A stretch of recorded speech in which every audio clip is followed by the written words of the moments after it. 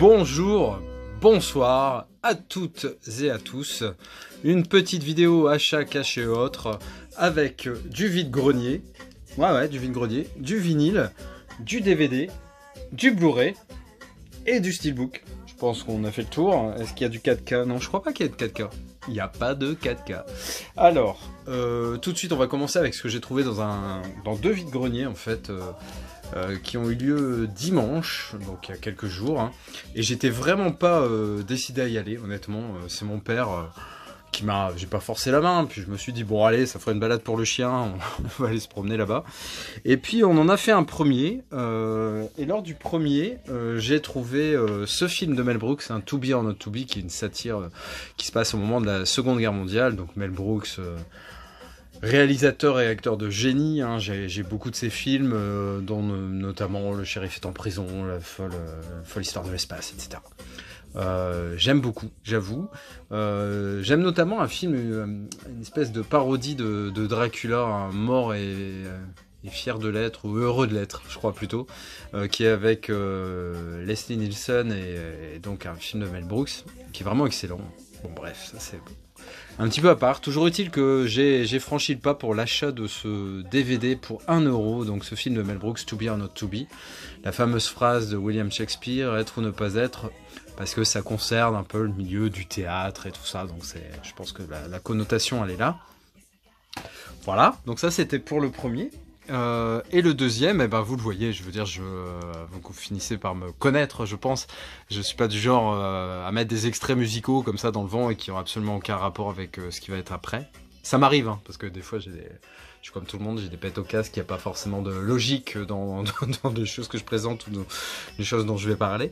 Là c'était dans le deuxième vide-grenier, hein, où il y avait un mec en fait qui vendait des vinyles, et je voyais pas mal de gens s'affairer autour, et il y a un moment quand j'étais avec Lily, toujours un petit peu en retrait, j'avais pas mes mains dans le bac, hein, puis je suis pas du genre à pousser les gens.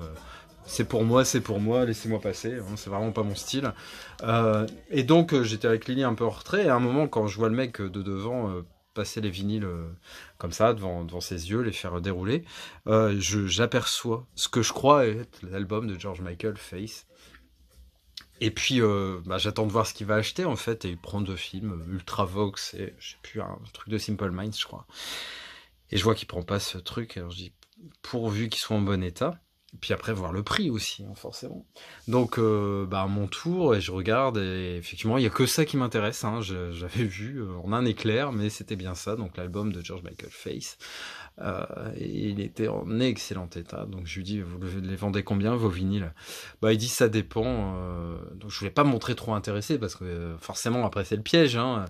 Et il me dit non mais de toute façon je m'en débarrasse, regardez le temps, je suis pas sûr que le vide-grenier va durer toute la journée, je le vends 1 €. J'ai dit je vais vous le prendre 1 €, je vais vous le prendre.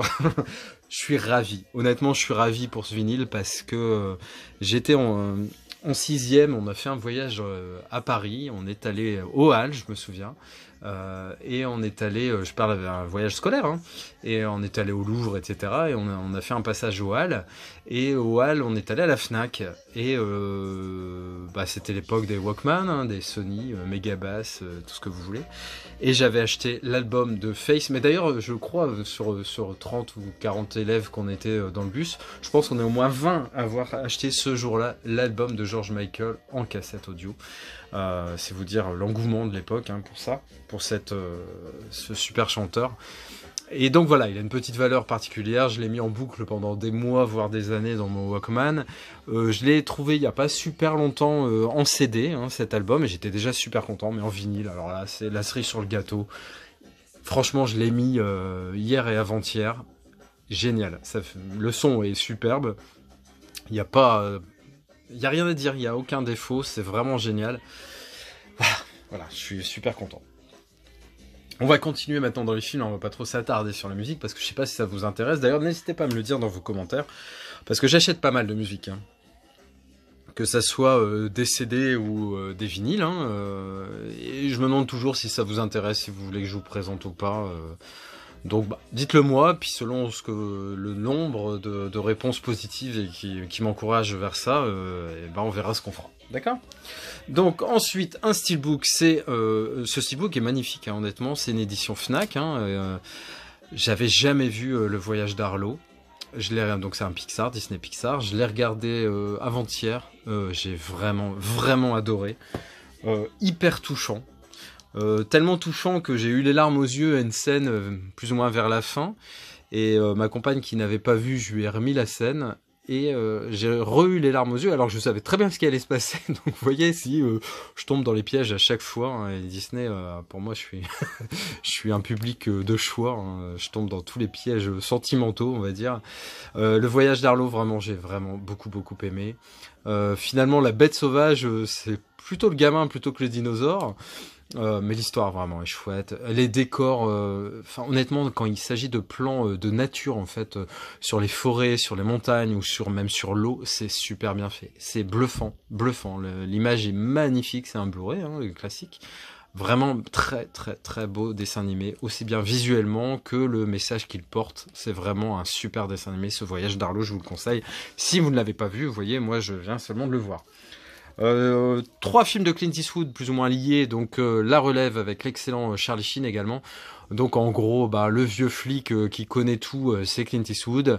Le jeune qui débarque fraîchement moulu de l'école de police, c'est Charlie Sheen, et vont devoir faire équipe pour lutter contre un bandit assez charismatique, Raoul Julia, qui est vraiment excellent dans ce rôle de méchant. Ça apporte vraiment un réel plus à ce film. Donc je l'avais en DVD, je suis très content de le choper en Blu-ray. Une nouvelle chance, où là Clint Eastwood incarne un mec qui recherche les jeunes talents pour le baseball.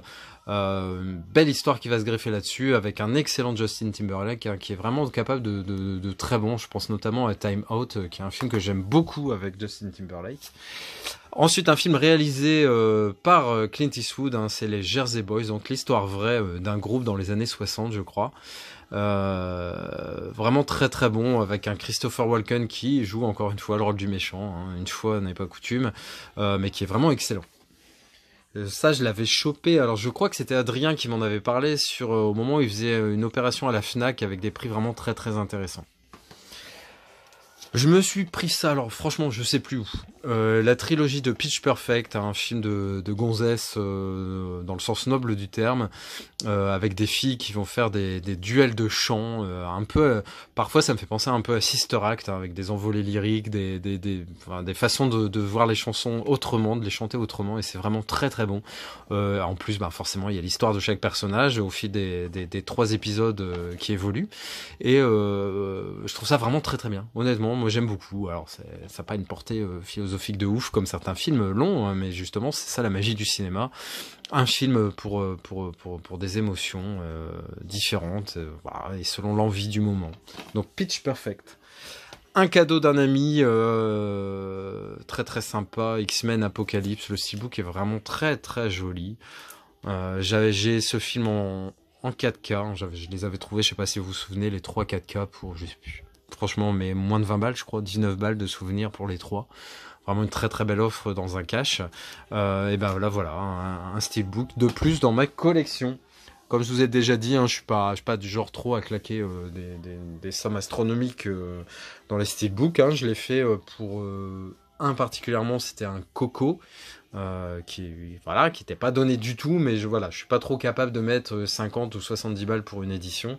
Donc par contre, j'aime bien les steelbooks malgré tout, hein, et donc quand il y a des opportunités d'en trouver à des prix relativement abordables, je le fais. J'aime bien, honnêtement, un max c'est 30-35 euros pour des films neufs, et ensuite je suis pas trop dans le délire de payer 100 balles pour une édition.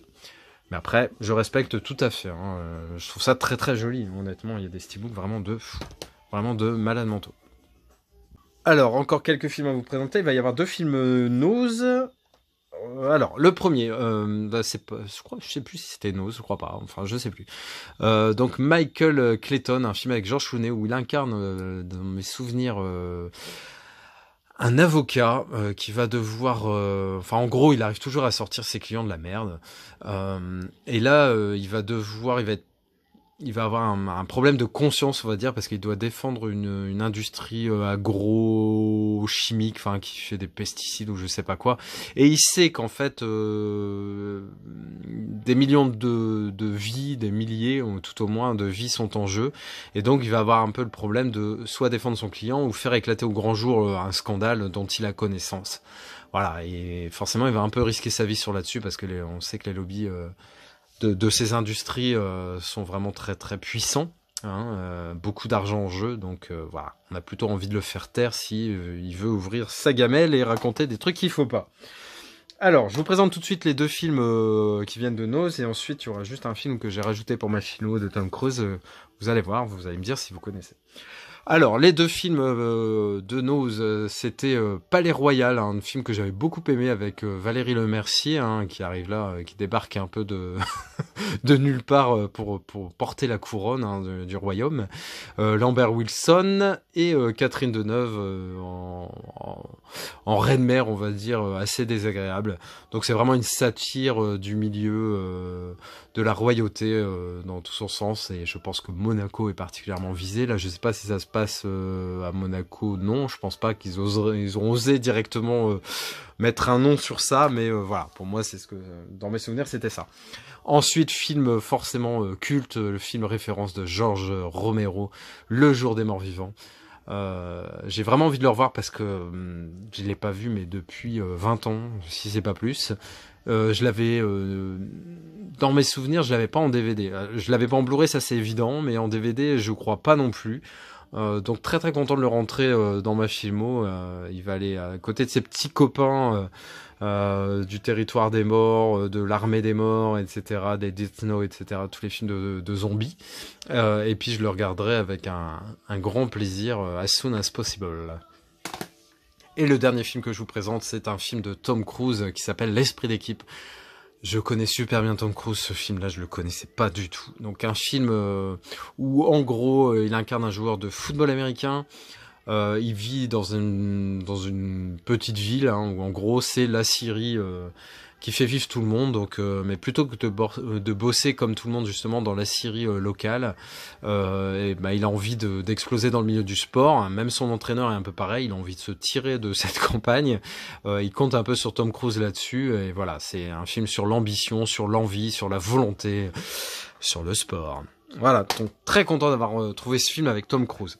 J'espère que cette petite vidéo vous a plu. Moi, ça m'a plu de vous parler de tout ça, en tout cas, ça c'est évident.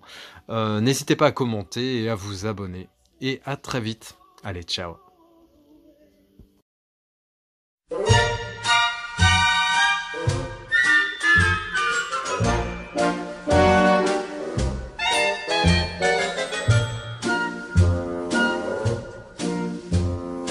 Love and marriage,